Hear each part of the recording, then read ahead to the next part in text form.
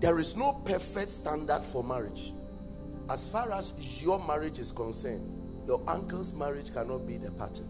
As far as your marriage is concerned, Pastor Elvis' marriage cannot be the pattern. As far as your marriage is concerned, there is no marriage on earth that is the pattern for the success of your marriage. You can glean wisdom, you can glean understanding, you can glean knowledge from other marriages. But the moment you make some marriages or a certain marriage the standard and the pattern of your marriage, you may lose the substance of your marriage. You will understand it as time goes on. We have about 8 billion different people here on earth. What somebody applied to successfully live with another may not work with yours. We are different. No matter how mentor I am to you, you can learn certain patterns around my life and it will work for you in business. It may work for you in ministry. But when it comes to marriage, it may not work. Because who I'm married to is different from who you'll be married to. That is why it becomes extremely dangerous if the pattern and the system you want to build for your marriage, you got it through telenovela.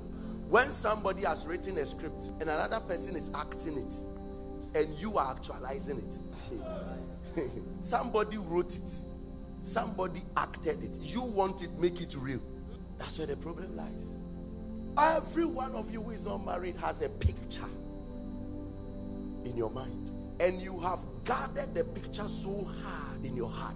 This is how marriage is supposed to be. But you see, when you get the picture of how marriage is supposed to be, you must be intentional to get another picture of how your marriage is supposed to be.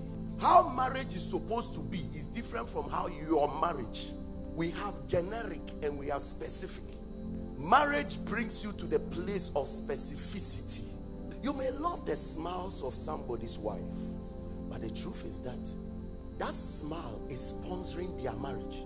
But in reality, there is something else the one you are married to has that must sponsor your marriage. That is why you must understand that everybody entering into marriage must have a sense of an architect. You are going to design something that suits you. That sometimes even when your parents come home, you have to hide it, because when it goes public, it looks like it's mockery, but it suits you. It suits your partner. So sometimes you have to hide it, that you are as a lady, you are the one taking care of home. You have to hide it, because when you go out, that's not the custom, that's not the norm. But in the first 3 years of your marriage, maybe for you, that is what must happen for the marriage to be sustained. When we step out now, the norm is that husbands must pay school fees. But for you, for the marriage to work in the next 6 years, for your children to survive, maybe you must be the one to pay the school fee. That one, if you come and look at my family, you may crash your home. Because you may come and see me paying school fees. You may see another person's marriage. Things are working. The husband is paying school fees. If you begin to judge marriage by that their standard, you will come back and destroy your own. But it's possible that there is something also happening in their own that is abnormal, but actually they have to hide it so the marriage keeps moving. Every marriage has something they are hiding. Can I tell you? Every true couple is an actor. If you don't learn acting, you will fail in marriage. So you see, there should be a picture in your mind. I love Pastor Elvis' marriage. I love my parents' marriage. I love my uncle's marriage.